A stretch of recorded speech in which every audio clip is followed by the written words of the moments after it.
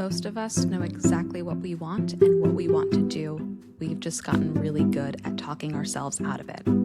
I'm Julie, and welcome to Be Cringe, the podcast that explores what happens when you start living for yourself and stop worrying about the opinions of others.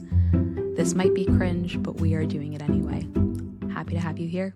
Let's go.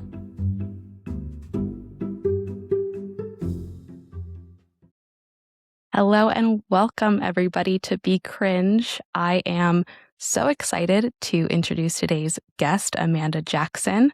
Amanda is a marketer, a content creator. She's got this bustling freelance studio that I am just super proud of her watching it all happen. Amanda is a creator, a writer, a crafter, a very talented crocheter, and an ice skater, among other things. So welcome, Amanda. So happy to have you.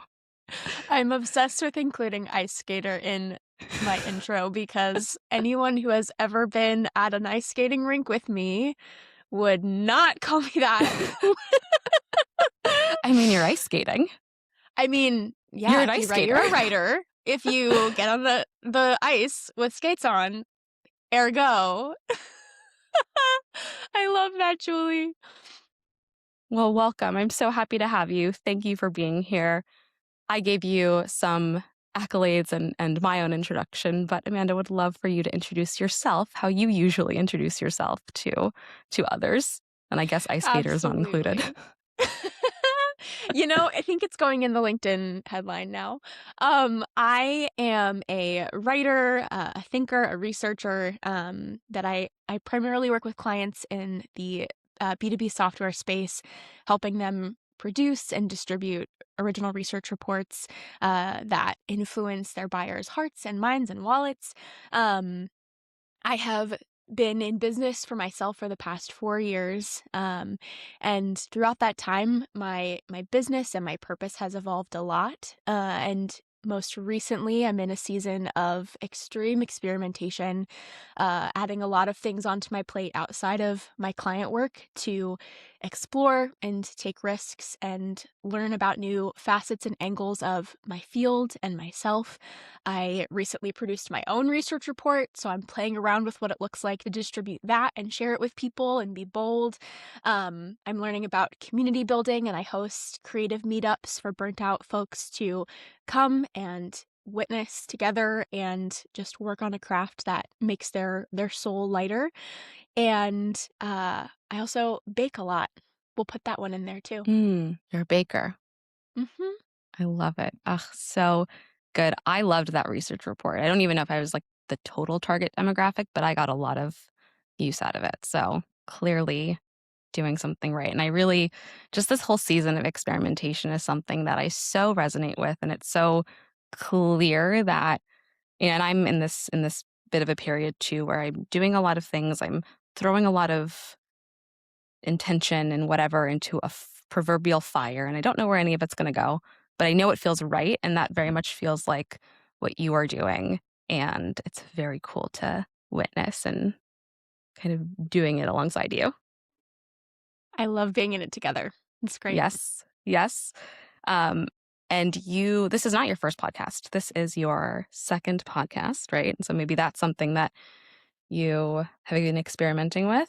And Amanda and I connected on Substack. I threw a note out there because I wanted to line up my first dozen-ish interview guest, half dozen or whatnot. And I was like, if anybody knows anyone that wants to be on a podcast and anyone who knows anyone who's being a little cringe in their day-to-day, living their truth unapologetically. And Amanda commented and was like, hey, this is me. I was on a podcast. It launched this week. Today, I told myself I want to be on 3 more podcasts in 2026. And I saw this note and here I am. And when I wrote that note, I phrased it in that way because I realized that one of my opportunities in life is to get better at putting myself out there. And so when I was writing, I was like, nobody's going to want to volunteer for this themselves. Why would they? So I edited immediately and I was like, oh yes, please everyone, recommend yourselves. But I also love that you went on this podcast, you enjoyed it, you got some feedback that, the host was like, you're a natural, you should do more of these. And you're like, okay, I will. And you set a goal and did it. And here we are, making our way towards that goal. And here we are. You know, what's funny, Julia, is when I was telling one of my like good friends about some of this, and um on the topic of cringe, she reminded me, she was like, Amanda, you hosted a podcast. And like, it's not that I forget, I just don't talk about it a lot. And I was one of however many thousands of people who during COVID, it didn't start because of COVID, but it happened to align with COVID timing. Mhm. So somewhere out in the ether of Spotify or your podcast platform of choice, there is a decom podcast, 10 episodes, hosted by me and a friend. And if we're compiling things for a cringe bucket, it would go in there. It would go in there. I am obsessed that like it wasn't on your radar. So it's No, just not didn't your even occur to second me. I mean, I guess it's your second podcast guest, but you have a lot of you have more hosting experience than I do. So I'm in the presence of a seasoned professional. And just to clarify my understanding, DCOM is Disney Channel original movies, correct? It absolutely is. It Okay. absolutely is. Wonderful. I'm really good at finding things on the internet, so I will find it and I will put it in the show notes if I do. Oh my gosh, I love that. God, I could not have invented that segue if I had tried. On the topic of Disney Channel original movies, there is an essay that you wrote that I love and also resonated with so much that used the movie Ice Princess with Michelle Trachtenberg as a catalyst to talk through your own ice skating journey. I love this essay because the thesis of it is, right, we should all get better at doing things we're bad at. And that's something that I've carried with me. Similar to you being an ice skater, I am a tennis player, meaning I have a tennis racket that I bought during COVID, and I go to the handball court at the park by my house, and I smack a tennis ball on that wall, and I'm not good at it, and I miss a lot of balls, but I have so much fun doing it. And so I'd love for you to talk about your journey of becoming and being an ice skater. Yep. So when I don't know what it was, but there was a period of time when Disney was all about ice skating movies. There was Ice Princess was one of them, and then there was a movie called Go Figure that was a decom about, yes, this girl who is a figure skater, and she wants to train with this really illustrious coach, and the only way for her to do that is to go to this boarding school on a hockey scholarship. So she lives this double life as both an ice skater and a hockey player. Anyway, these two movies were my entire personality in 2003, 2005. And I loved them. Went ice skating with family gatherings a couple times as a young child, but it was just a little side quest. And then when I was in college, I had some extra credit hour space on my schedule, and I decided to take an elective ice skating class. And I thought, oh my gosh, this is going to be so great. I'm going to live my dreams. I'm gonna, I'm sure quietly in the back of my mind, I thought I was going to be Casey Carlisle in Ice Princess and just learn that I was innately talented and probably go to the Olympics.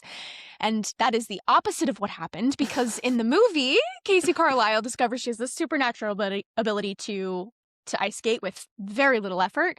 And I put in a lot of effort over the course of an entire semester doing basic ice skating instruction, and basically by the end of the semester was no better than when I started. Still stumbled around on the ice. We had a final exam that was we had to like skate to a song, and that was just clunky and terrible. And one of my favorite tags onto that story is that I went ice skating with one of my dearest friends a couple years later, and just still was like stumbling around, could barely walk on skates. And at a later date after that, I texted my friend and was like, remember when we went ice skating? That was so fun. And we have a great rapport, but she was like, I remember ice skating. I don't know what you were doing. So all of that is to say that ice skating has been quite a journey for me, and my dreams of being incredibly talented at it never solidified. However, I still love it. Like, I still am planning to go to the ice skating rink in my town, and just like, even though there is no innate whatever the opposite of innate talent is, that's what I have. And um, it's been such like writing that essay and reflecting on what it means to do activities that we are bad at, do them on purpose and do it as a creative practice and as a self-exploration. I think it's so important and so meaningful because we live at a time where perception is everything. Our lives are online all of the time, and everything needs to be polished. I'm a very young millennial, but I watch Gen Z and how by and large there is this attachment to how are people going to perceive this. My Uh, Instagram has to be exactly a certain way, and my just every way that I show up in the world has to be so carefully curated. And I think what it's done for a lot of us is it stops us from trying things that could actually be really fun or good or interesting for us.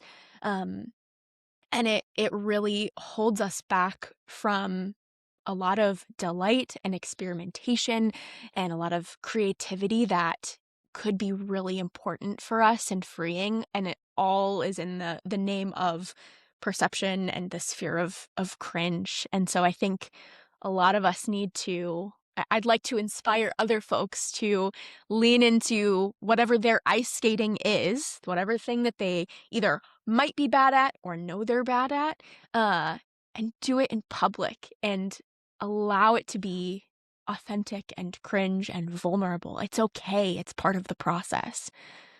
yeah. Yeah, and I think some of us might be pleasantly surprised that with hours and hours of practice or whatever, we get better, or maybe we do become innately good at it and go on to win the championships or whatever our thing is. But you might stay bad at it, right? There's a reason why not everyone can just be an Olympian by trying hard enough or go to the US Open because they tried hard enough. And I think like sitting into that, I don't know, I've had this narrative growing up as a fellow recovering gifted kid of like, if I do it enough, if I work hard, if I try enough, then maybe I can get good at it. And I think where our paths diverge is I sort of got that gifted, I don't want to call it a diagnosis, but label early on, like you at like 6. And then I used that to hold myself to this like standard of perfection. And when I couldn't reach it immediately, I just like gave up. So like I did not score a perfect score on the SATs like you did. Where did you find that? I don't remember. Did I It's in put your that on gifted Substack it's in somewhere? your gifted child essay. I can't remember the title Uh, of it right now. Um, but I think like for me, returning to and letting myself do things I'm quote bad at, it's almost healing that part of me that was like, well, if I don't get an A, I'm not perfect. So like I might as well just not study for the test, which is very self-sabotaging in many ways. But I do think we need to hear more of those stories and do it out in public. This tennis court is right next to a a basketball court where teenagers play. And I'm like, the teenagers are watching me run after these balls and and they toss them to me the many times that they fly over the gate, and they're not mean at all and they're very kind, but like even going to the park when the teenagers were there was something I had to talk myself into. if you want to get better at and more comfortable being cringe, spend more time around teenagers. That's the best advice I can offer as somebody who is married to a high school teacher, Yeah. because any amount of time that I spend in his office or around the kids is just an exercise in humility. I am somebody who like I talk with my hands and I like dance in public if I know the song, and I, you know, talk Plus about one. my life pretty openly, and the children will humble you so fast. So fast. So I Yeah. want to just commend you for your willingness to play tennis and do something that you are not innately skilled at in the presence of teenagers, because there is maybe no scarier gauntlet for public cringe than that. Yeah. I appreciate that. Thank you. And I will have a teenager one day. One day my toddler will be a teenager, so I guess I'm preparing for that as well. I touched on this, but I really do see a lot of parallels between doing these things that we're bad at, doing them anyway, and this past of being such an achiever. knowing that you were an achiever, you skipped a grade and were thrust on this path. I'm wondering how now that you are, you have been in your own career, in your own running your own business for a few years now, and you're like, this is working, but there's so much more that I could be doing. Like, wondering how that's all led you to this point and helped you explore all of that or not. Any undoings you've had to do. Yeah, I've reached this liminal space in my career where something slash a lot of things are not working, and I know that, and I've known that Mhm. for a while. I reached this saturation point where I just got really tired of every time I caught up with a friend or a family member and they said, "How's work going?" The answer is always bad. Like, and it maybe for different reasons, right? Maybe I'm doing well with my clients, but I'm exhausted, or I'm not seeing the business growth, quote unquote, that I'd like to see. Um, but I'm, actually making a lot of money this month or whatever. Like, but there's always some reason that the answer is not doing well. And for months now, I've been thinking about what would it look like to go back to grad school and try Mm, this field, or what would it look like to move into an adjacent field to my own, or what would it look like to pivot completely and start over. And in most of those self reflections, I cut myself off before I take any next steps because the idea of being a beginner again and setting aside this field that I've spent years in and built up skills and built up a portfolio and built up a network and all of those kinds of things that are safe spaces and comfort for me, even though they've made me miserable, are I just keep burrowing down there, and mm, because the idea of starting over as a beginner again is so frightening. And I spent my entire academic career being fed praise and being conditioned for a certain kind of praise for a certain kind of thing. And so the idea of hitting a hard reset and exploring the idea of what does it look like to know my innate worth that doesn't necessarily come from that external achievement and praise and affirmation. That idea is just so scary. And so I'm starting with small experiments, things that may or may not work, to try to slowly condition myself in that direction because I know myself. And if I just try to get it to be a full hard reset or a full pivot all at once, uh, that will probably not stick. But if I start small, and like Substack is has been for me a very safe space to experiment, right? Like a playground of, um, I'm a writer by trade, and so I've written for my clients for the last, 4 years, and for 5 more beyond that in house. And so I've gotten very comfortable with a workflow that involves an external editor and involves the external feedback of a team of people. And on Substack, I put whatever is in my brain on paper, whether it's as a note or an article, and then with relatively speaking, minimal editing and feedback, I put it out into the world. And it's especially scary because on Substack, you're sending it out as an email. So I love that, on Substack, I can edit essays as they exist, but I also know it went into their inboxes. So the email is there.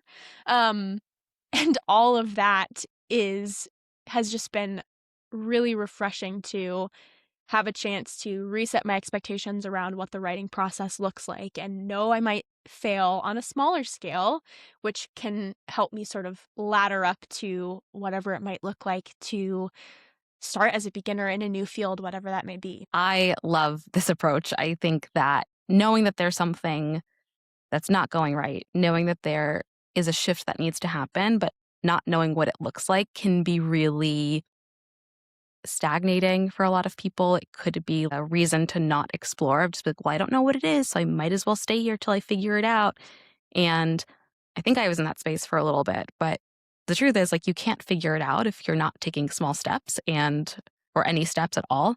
And so I love this approach of being like, this is working now, or it's, working enough now that I'm going to stay in it. But I also need to keep doing, I need to figure something else out. So let me experiment on Substack. Let me experiment with, interviewing people with your Healthy Jealous series. Let me do, host events for people to come hone their craft with me, right? I think that that's such a cool, powerful way to see what sticks. And I have like the opposite or a different version of the story where I was in a role that I knew didn't suit me. I got laid off. I had this period of like, okay, I'm going to put eggs in multiple baskets and see what sticks. And I got a contract opportunity that turned into full time. And it was like, okay, great. I guess I'll just like keep going with my career, even though deep down I knew that wasn't really where I wanted to go. And then fast forward 6 months later, I've quit that job because I knew it wasn't right. And I didn't have the bandwidth when I was in it to continue to do all these little things that I knew I wanted to do. And that was a sign for me. I tried, I couldn't hack it. And I think that like both realities are valid, but I think your approach is so refreshing and it's light. And I'm a big believer in I don't know, we can almost feel when something is right versus not. So even if it's just you write something about one topic and you're reflecting, it's like, oh, that felt different. I'm going to keep going down that and just like see what happens. Yeah. I Yeah. had that experience with an essay. I posted one about intuition a couple weeks ago. Mm. And ironically, I wrote it, like it was a brain dump. And I was like, this isn't super well organized. Like, I'm not sure I love how this is looking on paper. And so I sat on it for 2 days, didn't make super substantial edits, but just finally said, you know what, this needs to go out. And it seemed to really resonate with people, like in the context of all the essays I had posted on Substack. It really resonated with people. And I just kept laughing to myself at the irony of me taking several days to trust my intuition about an essay about trusting my intuition. Yeah. And I also love that you can already look back at your decisions over the last year and say, I felt that something was off and I said yes anyway, because the number of times, there are clients that I have now that I should be trusting my intuition with now, or with and saying, it's probably time to walk away. And I think there's a balance of learning from those experiences, because you can look back and say, I said yes to it for a time, worked there for 6 months, and then I walked away. And I know for myself, I don't know if this is your experience, but in those contexts, I kind of kick myself a little bit. And I'm like, I wasted 6 months. Why did I do that? Like, I knew it was wrong and I said yes anyway. So there's this balance to strike in those situations of acknowledging the learning and saying, put in that situation again next time. I will do the hard work of not saying yes unless I absolutely have to, unless there's, some extenuating circumstance that I must say yes. But learning from that experience and also giving yourself grace and saying, I don't know how, but for some reason that needed to be part of my story. I needed those 6 months for whatever reason and it had to be part of the journey. But I have learned enough that next time that will probably be a no, because I will listen to that inner knowing that said, that's probably the wrong call. Yeah, absolutely. And sometimes the learning is saying yes to the wrong thing right. Sometimes the learning is just my situation aside, right? It's putting out the experiment and seeing it play out despite feeling a certain way about it and being like, oh yeah, I felt that wasn't right. And I needed to do it to know that it wasn't right and to like confirm it, because I don't know if I would have gotten to where I am now had I not taken that job. And I almost needed to prove to myself that like I could do it, throw that crazy number out there, get them to accept it. And I don't know if I would have gotten there on my own. Yeah. And so I'm excited to see all the things that come out of everything that you're doing and just sort of, all these things that light you up. I saw a children's book is happening. I saw that on your Substack, in your notes. So yes, and it's a little bit of a marketing challenge because it's technically the vision is an illustrated book for adults. Yes. And what's funny is I posted that note and then hours later last night I was like, oh, I called it a children's book. Oh well, whatever. It's easy. It's just easier this way. But yeah, so I for the past few months have been working on copy for a picture book that I call a parable about workplace accommodations. And it took me about a month or maybe 2 months to get the copy in a place where I was like, this is the story. Like, there will be some edits, but like, this is the story.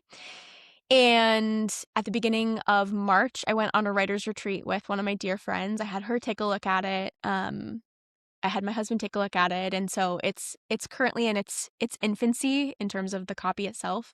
Um, and I am now in a space where I could go a couple of different directions with it. Um, I could query it, which I have not Mhm. done for projects before, even though I have completed projects in my Google Drive. Uh, and so I'm sitting with a little bit of research there and collecting some publishing houses that I could reach out to.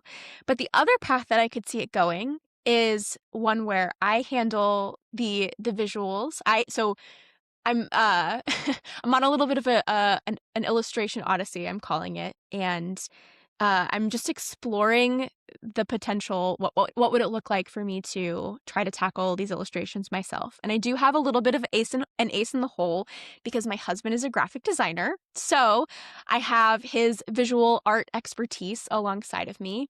Um, but I am currently in this stage where I am thinking through what it looks like to storyboard this what I've put together, and I've also spent the last 4 nights in a row when we're sitting there doing our TV time in the evening just sketching out what I think this character looks like.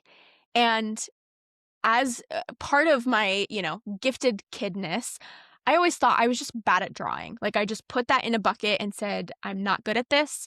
And in a in a note on Substack the other day, I blamed it on somebody that I went to junior high with that was just otherworldly talented at drawing. And I saw her abilities and how natural that was for her. And I said, oh, like I must not be good at drawing.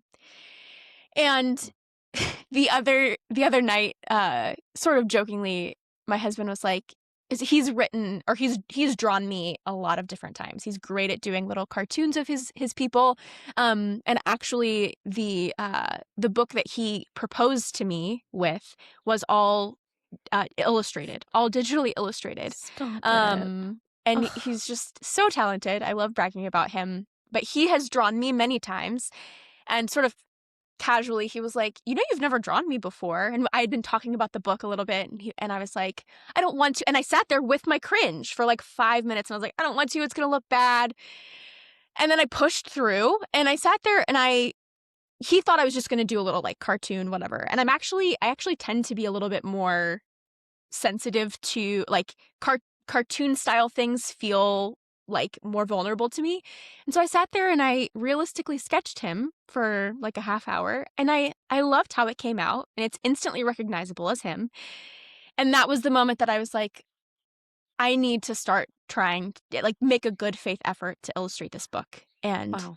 see what happens. And so it's my current daily practice of something that I don't think I'm inherently I don't I inherently identify as being good at it. And it's honestly been so refreshing and affirming so far, and it's just been delightful. So, that's That's where we are in the process. I love a picture book for adults about workplace accommodations. I am not a publisher, but I feel like there's a market for that. I think that's so fantastic. But I also just love the story of, and for me at least, it's really hard being around, as you said, like this girl from junior high, like people who are good at things. Like your husband's drawn you dozens of times, and it's like, oh, you want me to draw you now? Like you're the one that's good at this. And I love that. Like that was your catalyst. That was your moment of being like, I can do this. This is like my book.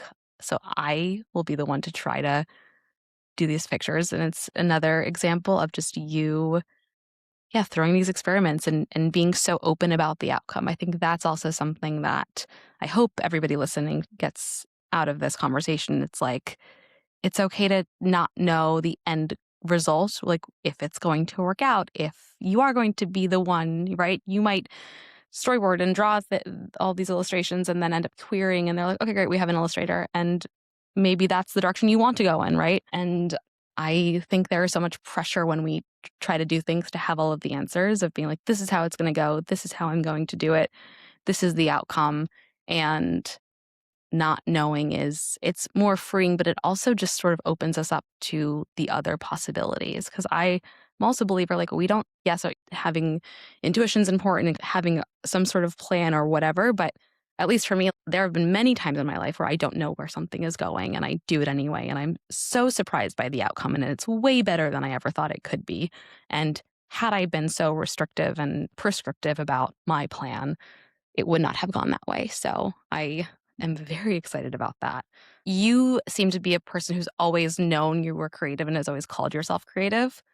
I think I've always been creative, but it's only been the last 2 years that I've let myself call myself a creative person because and, like, when I think back on it, it's actually quite ridiculous, but you have always known you're creative, and it sounds like have always owned that label, and I was listening to the other podcast you were on, The Art of Wall Street, and you sort of talk about falling into marketing as a creative adjacent career. It sort of seems like you're having this return home moment. You've always been this creative person.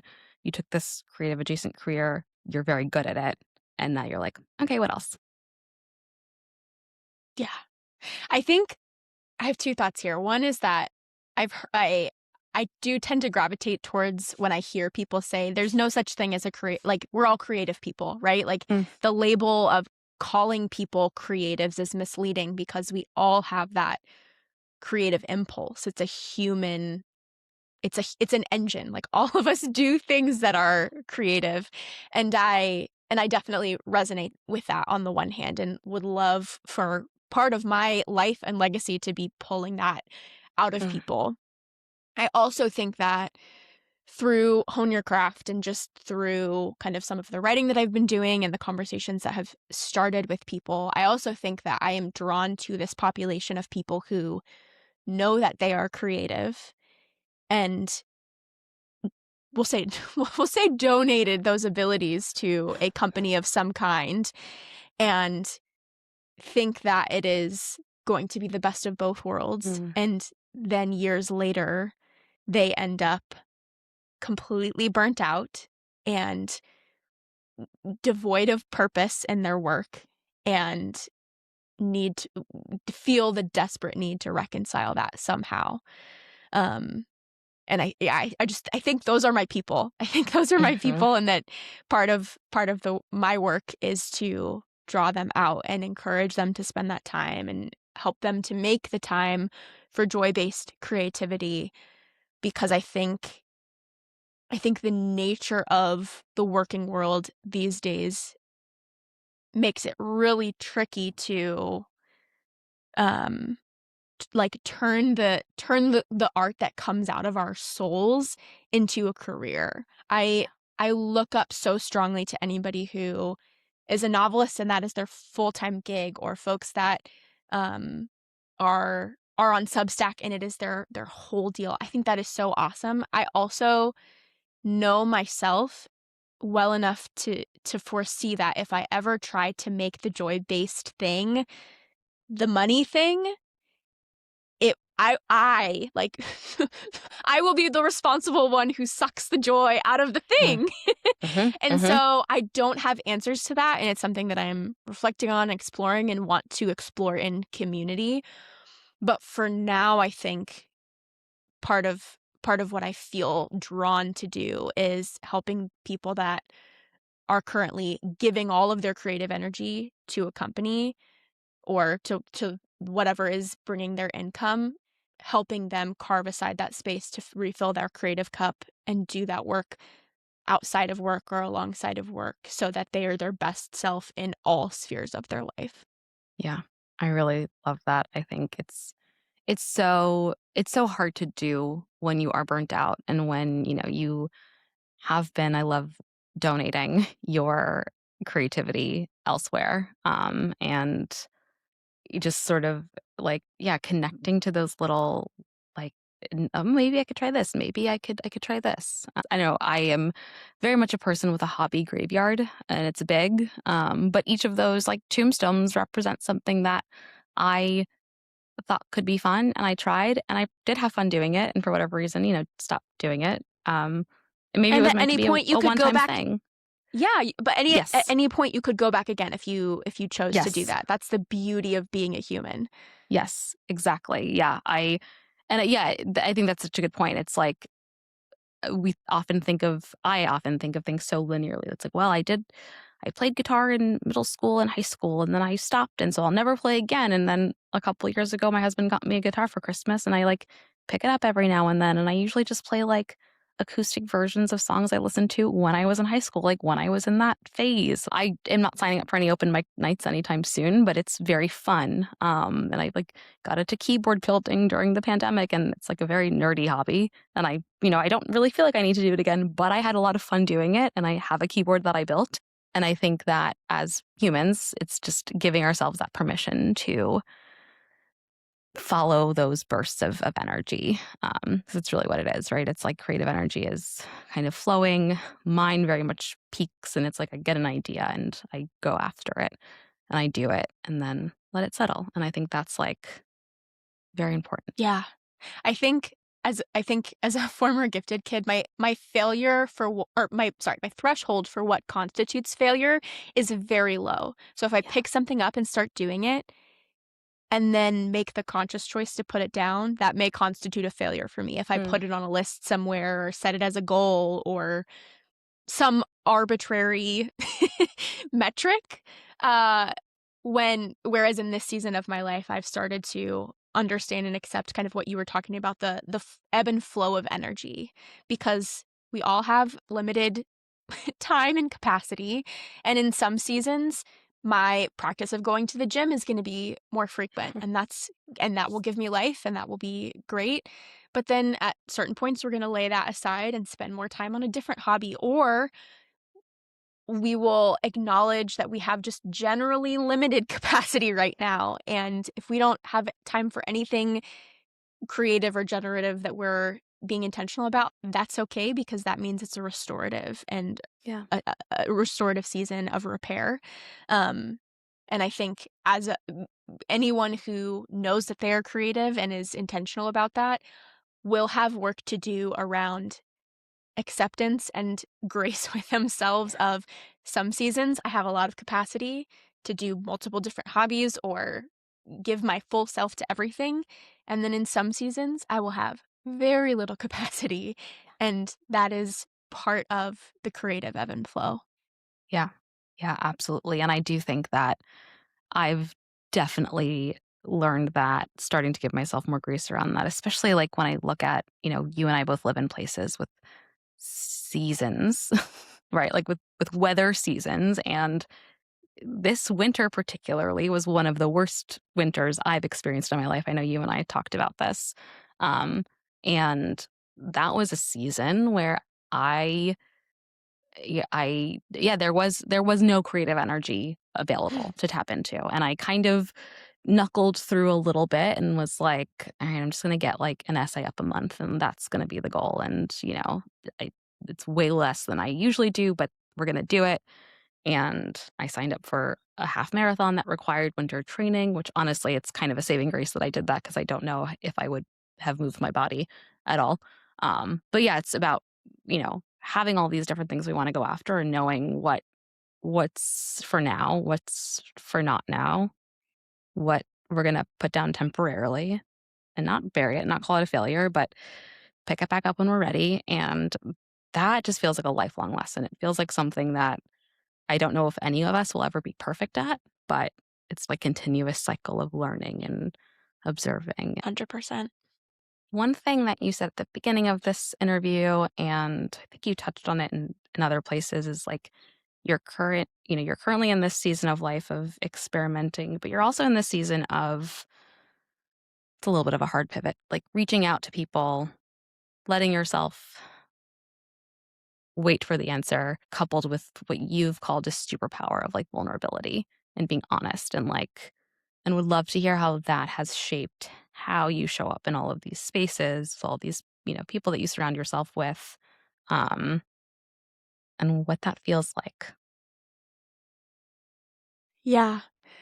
I, uh I have what I think some people might call a tendency to overshare, and, uh and that has become a gift because I accepted it and acknowledged it and have found in spaces like book clubs or one-off conversations with strangers or even in a professional context that sharing what I honestly think or feel or how I see the world invites that from other people. When they see somebody else doing that, they feel a little bit more open to share and have that free exchange of conversation, and that could be really cringe, right? Mhm. Sharing what you honestly think or feel, again, just going back to that idea of, "Oh my gosh, like, perception is a really scary thing."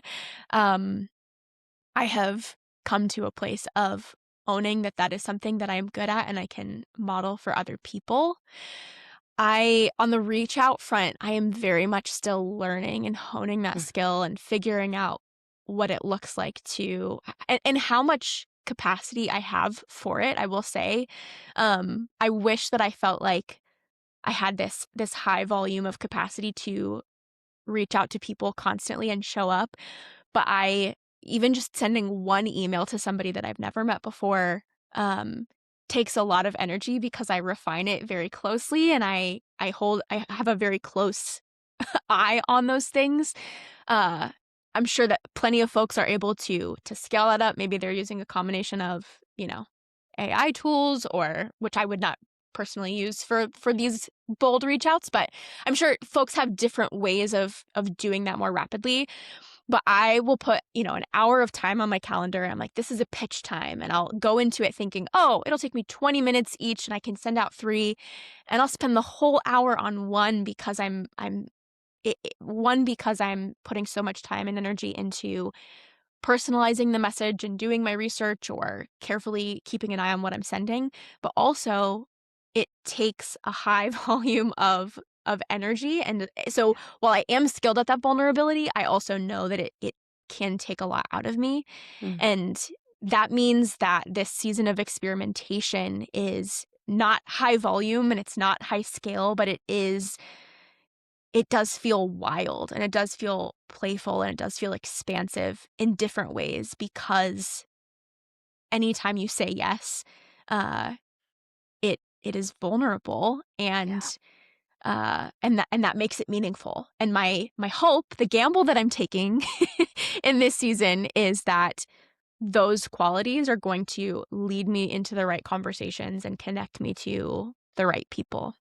Yeah, it's hard to do. I've been sitting on an email to somebody for 3 days, that I want on the podcast, and by the time I get this out, I'm gonna commit to have reached out to them.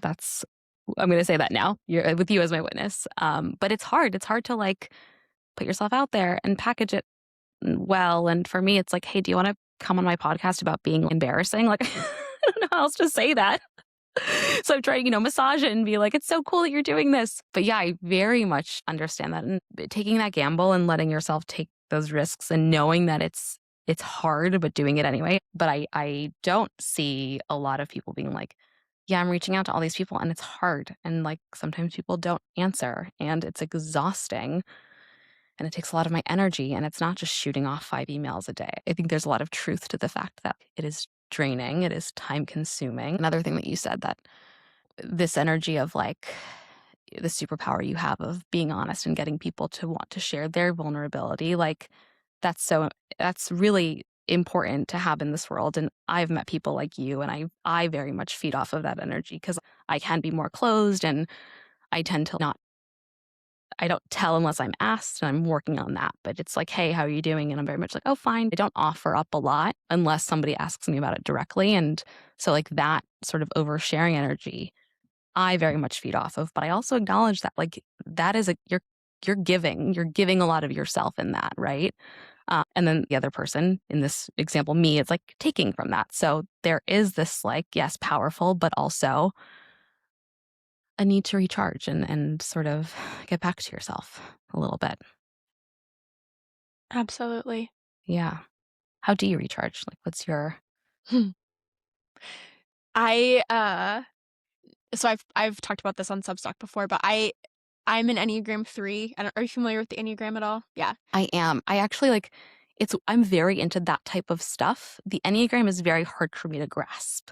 Like I'm very into like Myers-Briggs and astrology and human design, but which is very complicated. But Enneagram is difficult for me to I think I'm a 9 or a 7. Okay. I don't have you know. Okay.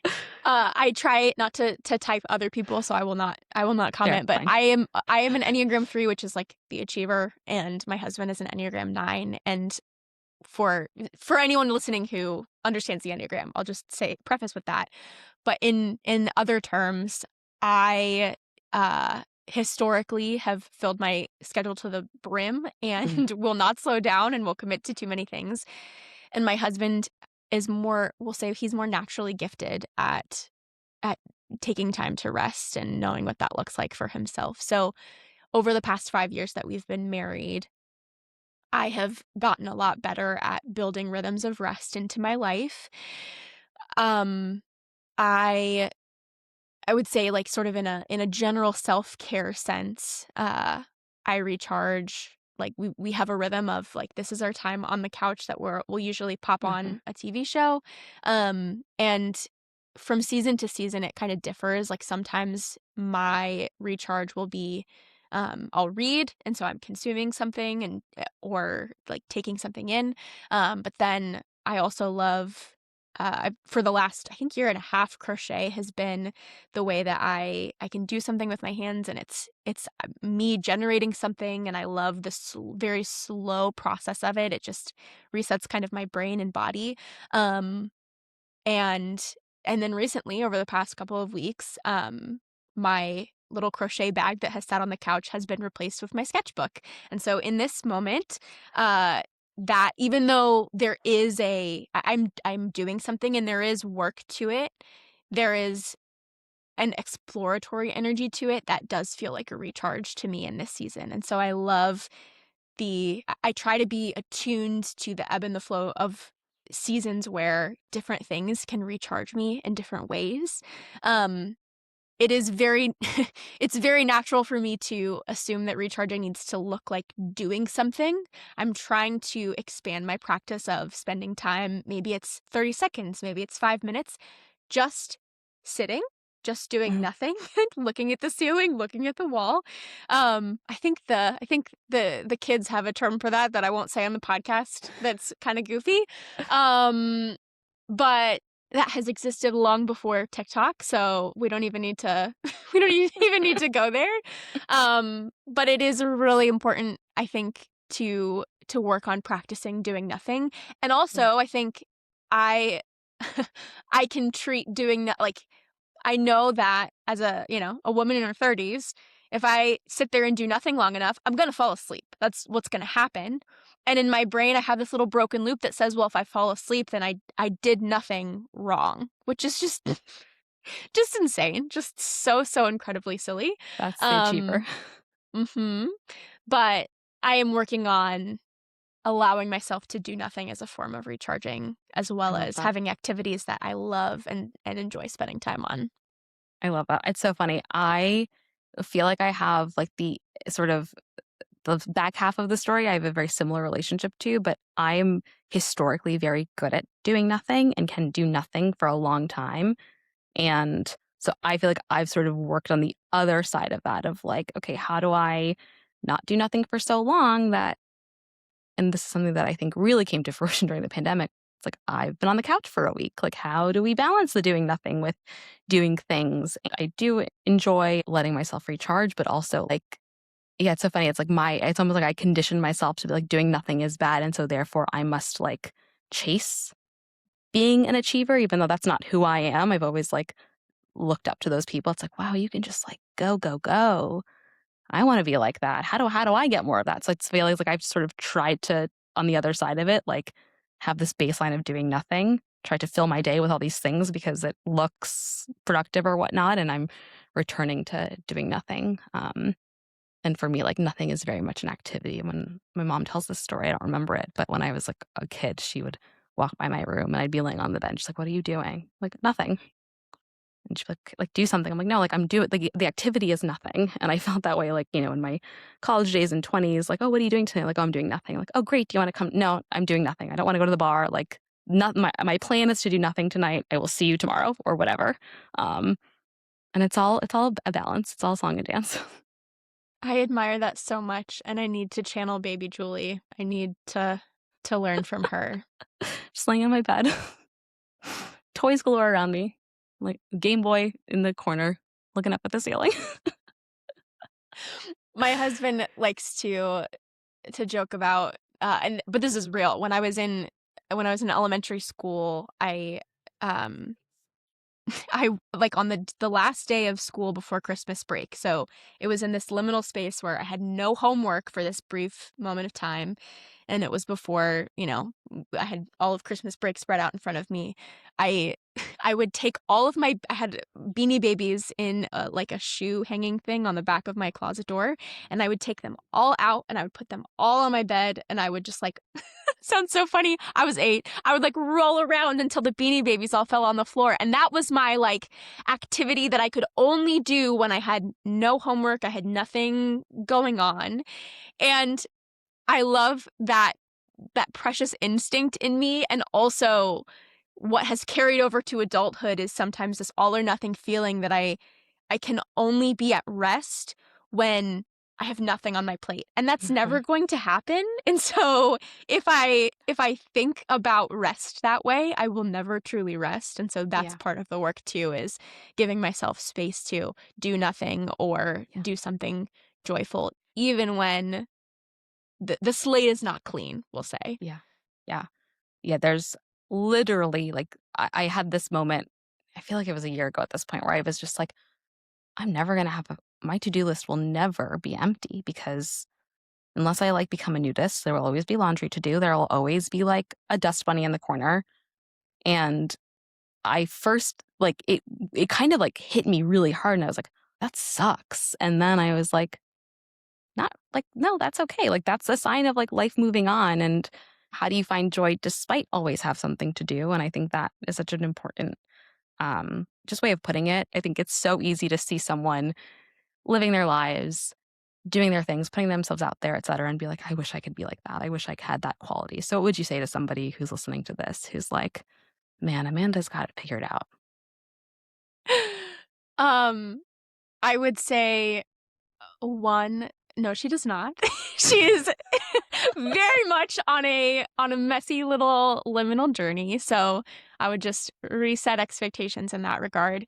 Um, but you mentioned my Healthy Jealous interview series earlier, and that's kind of what I'll go back to here, um, which is a practice I sort of cobbled together a few months ago after noticing that there were a lot of people on my LinkedIn feed that their content would come up and I would feel that little green ball of envy in my stomach saying, I wish I had done that, or I wish I were doing that. Over time, by default, my practice in those moments has been to get really clear on what is it that they're doing or that they have that I'm jealous of. Is it I like the branding on their website? Is it that I like that the services that they offer are really repeatable and they're not customizing everything they do for everybody? Is it that I just think they're funny? And so I try to get really clear about what it is that I feel jealous of. And then the next step is, what am I going to do about it? Is it feasible for me to try to Mm, replicate it? Am I jealous that they're a digital nomad and that's not really feasible for me in this season of life where I am rooted in one location? Is there something that I would gain from sitting down with them and mm, scheduling coffee, or um, just sending them a message to say, hey, I think you're doing cool things? And so for me, what that has done is take an abstract, pejorative, gross feeling emotion and turn it into something more specific and actionable. And from there, I can turn like that feeling of comparison or negativity, and I can turn it into connection and inspiration. And so if you are listening to this conversation and anything jumps out, or you have this general feeling of if anything that I have said stands out as something that you would like to replicate or emulate, sit with what it is makes you feel that way. Um, and my DMs and my online presence is always open. I'd love to talk more. Um, if that is what you come to as your action step, but get specific about whether it's me or somebody else. Get specific about what is raising that feeling in you, um, and do something about it. I love that. I think that is it's such a good reframe, right? This idea of your term being healthy jealous. It's like, yes, there's this feeling of envy. Gosh, I want to do that. And I felt that so many times throughout my life. And I let it pass. I'm like, ugh, they've got it all done. Good for them. And turning what we think of as an unhealthy emotion and be like, hey, here are like the actual steps that I can take to like figure out what it is. Cause the key there is really examining it under the microscope and being like, what am I actually like, what am I drawn to? What is the thing? It makes it so that you can actually do something about it, right? I feel like I've often shoved those feelings down because I feel like guilty for having them, or they feel dirty. And there's a lot of power in looking at that and being like, okay, this is happening. Why? What is it? Let's go. Yeah, I think I'm gonna adopt that. I can't wait to see what happens. Yes.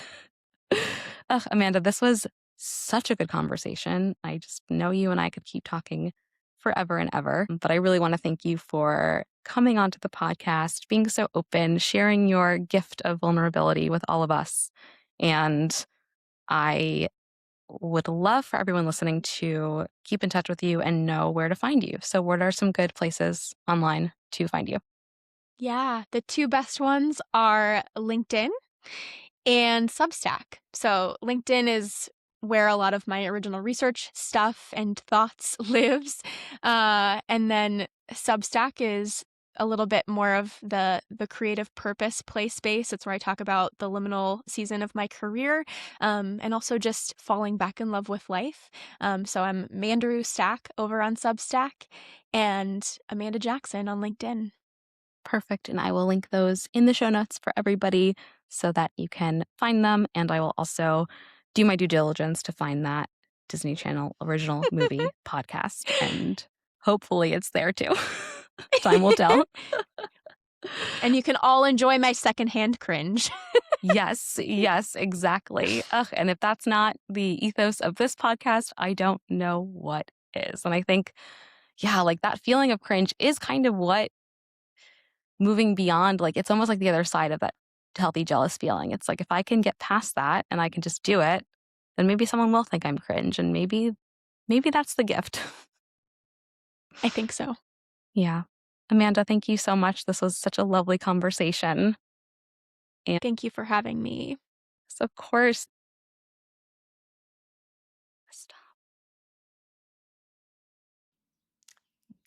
just wanted to say a big thank you to Amanda for joining me on the podcast. I loved that conversation. I loved where it went. I felt she's such a good example of doing whatever you want to do in your life, not knowing where it's going to lead, knowing it might be perceived a certain way, and just kind of doing it anyway. So, loved having that conversation. Hope you all enjoyed it too. Again, you can find Amanda on her Substack and her LinkedIn. Those will be linked in the show notes. If you want more of Be Cringe, I'd love if you subscribe to this podcast wherever you are listening to this podcast. Share it with a friend. And if you think you would be a good podcast guest and want to self-nominate, there is a form in the show notes for you to do so. I am loving these conversations that I'm having. I'm loving meeting new people and want to continue doing so. So thank you again so much for listening. I hope you have wonderful days whenever you are listening to this. I want to encourage you to go out and do that cringe thing that you know you want to do but haven't done yet. You still got it. You're still not doing it. Do it. All right. Thanks, everyone. Until the next one.